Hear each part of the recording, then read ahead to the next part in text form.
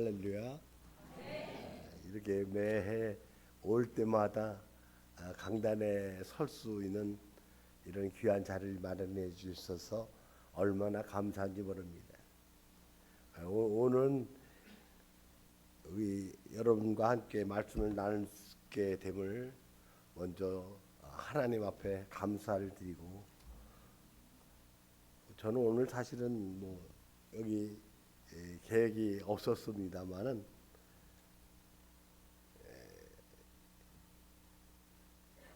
우리 이신희 목사님이 저희 아들 송일의 목사님하고 친구예요. 그런데 우리 원로 목사님 된 우리 원무 목사님하고 또 저하고도 신학교 때부터 같이 친구로, 그래서 참 이상한 이렇게 하나님께서 역사하시는 게 아닌가 그런 생각을 해봅니다.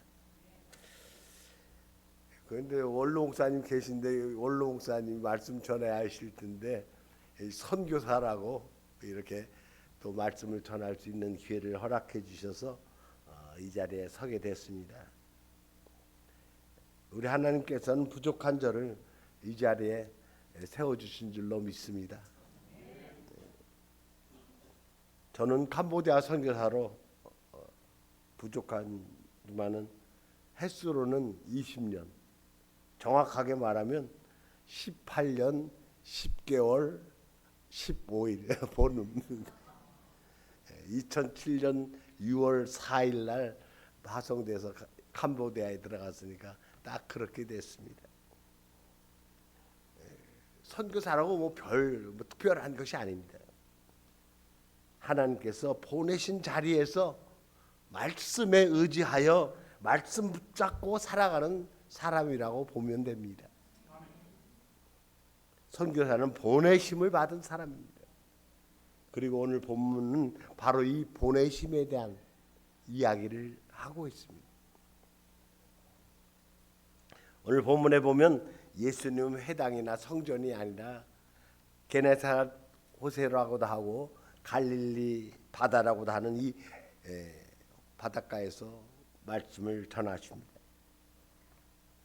성경에서 바다는 늘 모든 생활의 현장입니다. 하나님의 부르심이 들려오는 자리였습니다. 시몬의 배를 삶의 강단으로 삼으시고, 고기를 잡는 어부의 배를 하나님의 말씀을 전하는 통로로 사용하셨습니다. 주님은 오늘도 사람들이 살아가고 있는 그 삶의 현장에 항상 그 가운데 오셔서 함께 해주시고 말씀해 주시는 분입니다. 고기 냄새가 나고 그물이 널려 있고 밤새 수고한 피곤에 가득 찬 얼굴들이 있는 그곳, 바로 그 자리에 오늘 우리 주님은 찾아오시는 것입니다. 마찬가지로 우리 신명교회도 바로 바닷가에 자리 잡고 있어요. 이 교회가 자리 잡은 이 지역, 이 바닷가를 바라보며 살아가는 성도들의 그 삶의 자리에서 사람들이 일하고 땀 흘리고 지치고 피곤하고 또 다시 하루를 시작하고, 그러한 삶의 그 현장 속에서 주님은 지금도 말씀하고 계십니다. 하나님은 늘 사람들이 실제로 살아가는 그 삶의 자리에서 하나님의 나라를 시작하십니다. 우리가 죽어서 가는 하나님의 나라도 중요하지만 바로 우리의 삶의 자리에서 하나님 나라가 시작된다는 것을 우리가 기억해야 합니다. 베드로는 어부였습니다. 밤새 그물을 던졌지만 아무것도 잡지 못했습니다. 어부로서의 경험도 많았고 기술도 있었고 저는 최선을 다해서 일했을 것입니다. 그러나 결과는 무엇이었습니까? 아무것도 얻지 못했더라. 어부에게 이것은 단순한 실패가 아닙니다. 바로 먹고 사는 생계의 문제이기도 하고 또 업으로서 자존심의 상처이기도 하고 오늘도 헛수고를 했네. 이런 깊은 좌절이기도 합니다. 어부에게는 삶의 전체가 흔들리는 그러한 자리입니다. 오늘 우리의 신앙과 사역도 마찬가지입니다. 열심히 전도했는데 사람이 남지 않고 빈자리일 때, 교회를 위해 애썼는데 내 힘만 썼지 피곤하고 지치기만 할 때, 아이들을 위해서 힘써 기도를 했는데 변화는 없고 상황이 더 어려워질 때, 교회를 위해 수년간 기도했는데 수고하고 기도했는데 열매가 보이지 않을 때, 선한 마음으로 시작했지만 지치기만 할 때, 일들은 우리의 모두의 고백일 수 있습니다. 밤이 맞도록 수고했지만 아무것도 얻은 것이 없더라. 선교지에서도 이러한 일은 그저 일상입니다. 너무도 현실적이고 이런 시간이 무한 반복됩니다. 저는 목회자로서 또 선교자로서 살아오면서 수없이 경험했습니다. 주님, 나는 한다고 했는데 왜 아무것도 없습니까? 그때 주님은 베드로의 실패를 꾸짖지 않으셨어요. 대신 새로운 순종의 기회를 주면서 이렇게 말씀하셨습니다. 깊은 데로 가서 그물을 내려라. 이 말씀은 베드로의 실패를 부정하는 말이 아니에요. 그 실패 위에 다시 새롭게 말씀을 의지하여 순종하는 것을 순종하라고 가르치는 것입니다. 제가 선교에 처음 갔을 때 뭐 말을 할 줄 압니까? 언어도 서툴고 문화도 낯설고 예배 모이는 사람이 손에 꼽을 정도. 우리 집에서 예배를 시작했는데 어느 주일 저녁 예배를 마치고 홀로 앉아서 이렇게 기도했습니다. 주님, 밤새 그물을 던진 베드로의 마음이 제 마음입니다. 정말 이곳에 열매가 없습니다. 그런데 어느 한 청년이 찾아왔어요. 예배 몇 번 나왔던 청년이 그런 말을 하는, 목사님, 제가 그동안 말을 못했지만 예배 때 들은 그 말씀 때문에 마음이 많이 불편했습니다. 이제는 하나님을 좀 알고 싶습니다. 그렇게 해서 한 사람의 그 고백이 그 지역의 첫째 제자라면 제자라고 할 수 있고 사역자라면 사역자라고 할 수 있고 또 전도의 열매라고 하면 전도의 열매라고 할 수 있고, 그 청년이 그렇게 시작되는데 뭐 지금은 이제 잘 살아서 목사가 돼서 복음을 전하는 그런 일꾼이어서 얼마나 감사한지 모르겠어요. 그때 깨달았습니다. 그 한 청년의 그 고백 한마디가 시작으로 하나님께서 그 깊은 곳에 그물을 내리는 이한 순종할 때 뭘 놀라운 게 역사한다는 것을 깨닫게 되었습니다. 하나님, 우리가 보지 못하는 그 깊은 데서 이미 다 준비하고 계셔요. 여기 가만히 보니까 준비가 대단히 깊은 데로 99명이 99명이 이제 990명이 깊은 데로 던져라.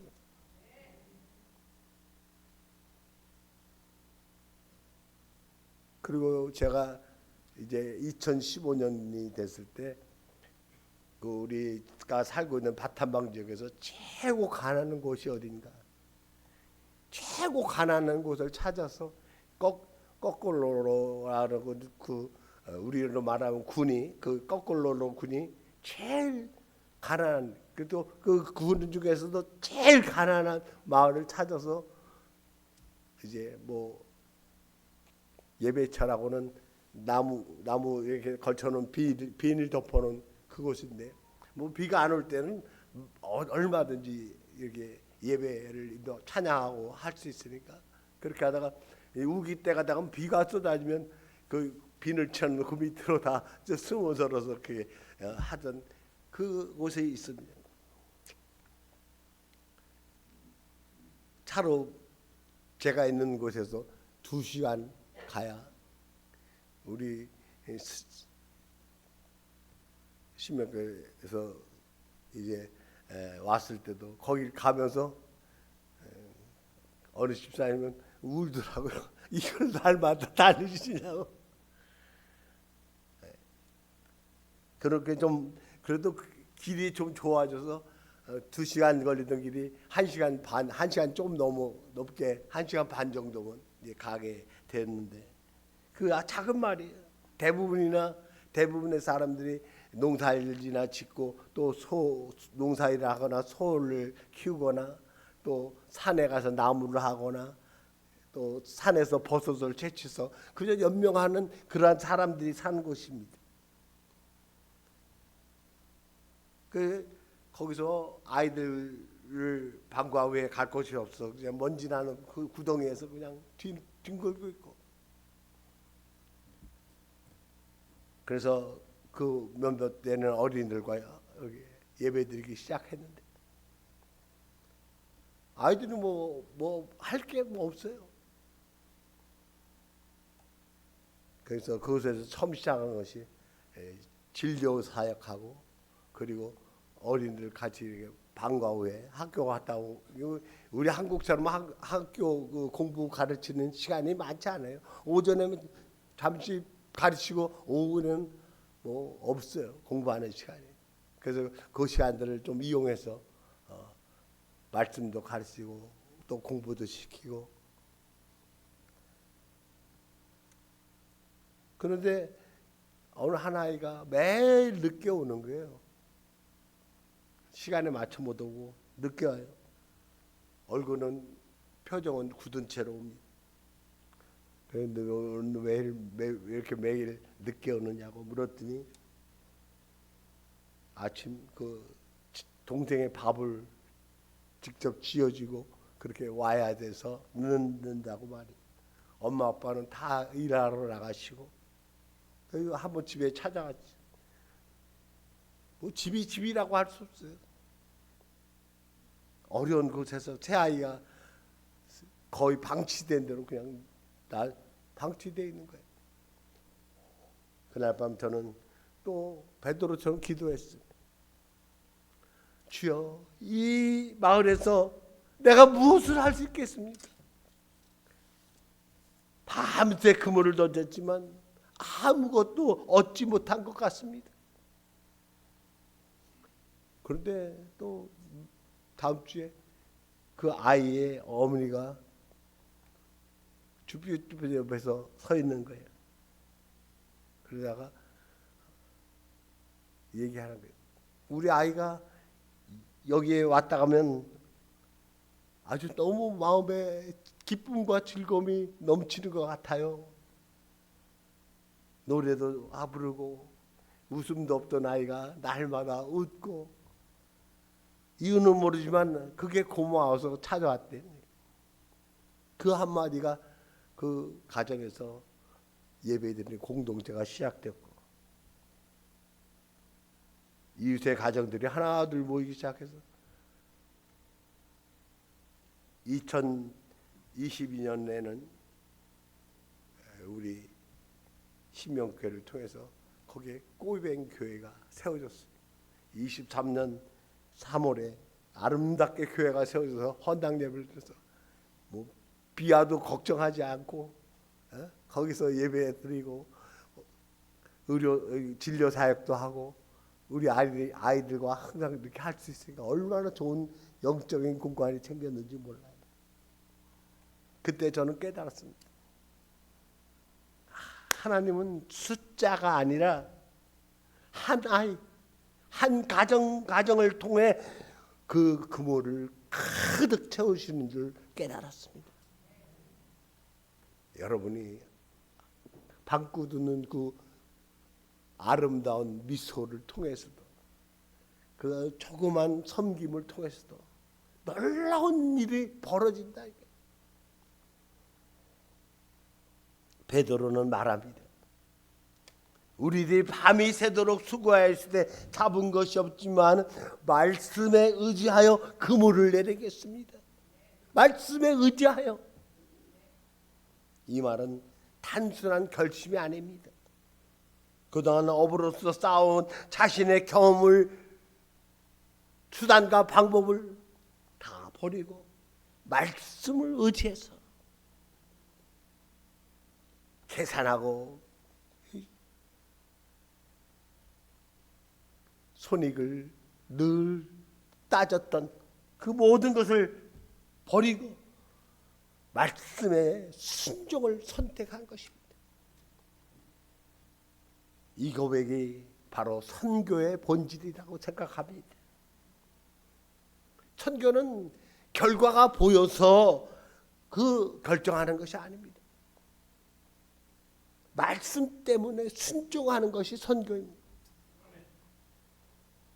선교는 환경을 보고 결정하는 것이 아닙니다.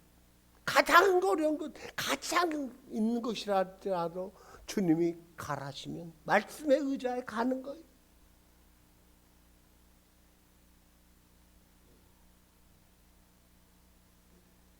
선교는 오직 하나, 말씀에 대한 순종으로 시작하는 것이고 말씀에 대한 그 순종으로 진행되는 것입니다. 제가 선교제가 처음 갔을 때도 뭐 아무 언어도 문화도 사람도 음식도 모든 게 낯설기만 했습니다.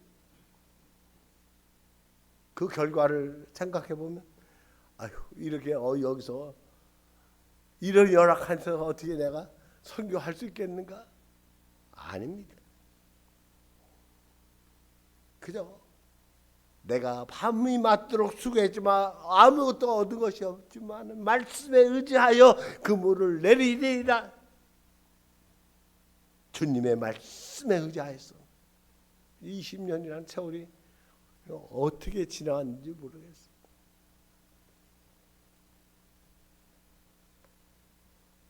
우리 하나님께서 말씀에 의지하여 여기까지 나왔습니다.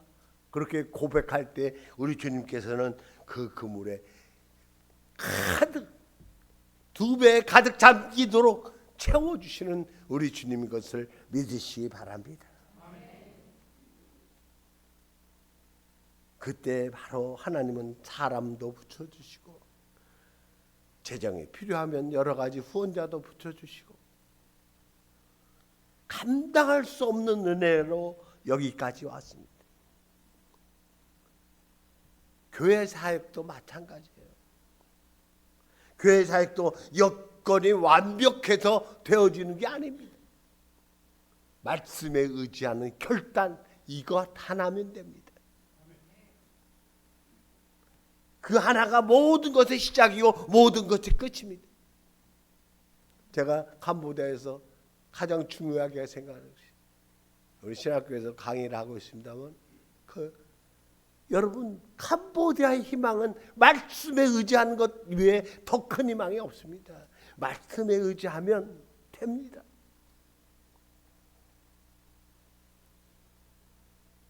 그물이 찢어질 만큼 고기가 잡혔을 때 베드로가 어떻게 혼자 감당했습니까? 감당할 수가 없는 거예요. 그래서 동무배를 친구배를 불러서 같이 함께 한 것이 하나님의 사역은 늘 같이 하게 함께하게 돼 있어요. 교회의 사명도 마찬가지입니다. 한 사람의 헌신으로는 감당할 수 없습니다. 목회자 혼자서 그게 번아웃되고 마는 거예요. 막 하지만 목회자 부름받은 그 사명에 막 혼자서 수고하다가 결국에는 번아웃 돼가지고 지쳐서 쓰러지고 맙니다. 선교 다 혼자서 무엇을 할 수 있겠습니까? 장로님 한 분이 무엇을 할 수 있겠어요? 권사님, 집사님 몇 분으로 못합니다. 안 됩니다. 교회는 함께 그물을 잡는 공동체예요. 그 그물을 잡아 여럿이 함께 그물을 잡아야 배가 가득 차도록 잡아 올리게 되는 것입니다. 그렇게 그리스도 안에서 한 몸을 이루는 공동체, 그것이 교회입니다. 그때 하나님은 그물이 찢어질 만큼 채워주시는 겁니다. 부어주시는 거예요. 하나님의 일은 언제나 함께 하는 것입니다. 사랑하는 성도 여러분, 교회의 부흥은 무슨 전략에 의해서 되어지는 게 아닙니다. 말씀에 대한 순종에서부터 교회의 부흥은 시작되는 것입니다. 오늘 이 교회가 크든 작든 많든 적든 말씀 앞에 서서 그물을 내릴 때 바로 우리 주님은 감당할 수 없을 만큼의 큰 은혜를 주시는 줄 믿으시기 바랍니다. 기적 앞에서 베드로는 두려워 엎드렸습니다. 주여, 나를 떠나소서. 나는 죄인이로소이다. 그러나 주님이 떠나셨습니까? 오히려 이렇게 말씀하십니다. 두려워하지 말라. 주님은 완전한 사람을 부르지 않습니다. 함께 걸어갈 사람을 부르시는 것입니다. 기적은 베드로를 높은 데로 올리지 않았습니다. 오히려 자신을 바라보고 자신이 나는 죄인으로소이다. 그때 우리 주님 말씀하십니다. 주님이 그를 자세히 바라보면서 이제 후로는 내가 사람을 취하리라. 주님은 성공한 사람을 부르셔서 그 성공한 사람들과 일하는 것이 아닙니다. 가장 연약하고 나약한 이런 사람들을 보였어요. 함께하는 가운데 이렇게 함께하기 원하는 사람들이 모이면서 일하는 것이 교회예요. 또 이렇게 선교할 수 있는 것입니다. 교회 목적은 고기를 많이 잡는 것이 아닙니다. 교회 목적은 사람을 살리는 것입니다. 선교는 멀리 가는 것이 아니라 사람을 향해 나가는 것입니다. 교회의 사명은 사람을 모으는 것이 아니라 사람을 살려내는 것입니다. 교회는 물고기를 모아두는 그런 곳이 아니라 사람을 살리는 공동체입니다. 이 일에 우리가 말씀에 의지해서 감당해 나갈 때 놀라운 역사가 일어나게 되는 것입니다. 바닷가에 있는 우리 신명교회는 이 지역의 사람들 향한 하나님의 큰 그물이 되어주시기를 주님의 이름으로 축원합니다. 나를 떠나소서. 베드로가 그렇게 말할 때 나를 따르라. 기적 앞에서 베드로는 배와 그물을 버려두고 다 주님을 따르게 됩니다. 이것은 직업을 포기하는 것이 아닙니다. 삶의 방향을 전환하는 것입니다. 그동안은 이 세상을 향하던 삶의 방향이 이제는 주님을 향해서 말씀을 향해서 그 방향이 바뀐 것을 말하는 것입니다. 오늘 오후에는 우리 신명교회가 우리 신 목사님, 위 목사님으로 세우는 이러한 날입니다. 한 목회자가 교회에 공식적으로 위 목사로 세워지게 됩니다. 그러나 위 목사의 위임 예배의 주인공은 목회자 한 사람이 아닙니다.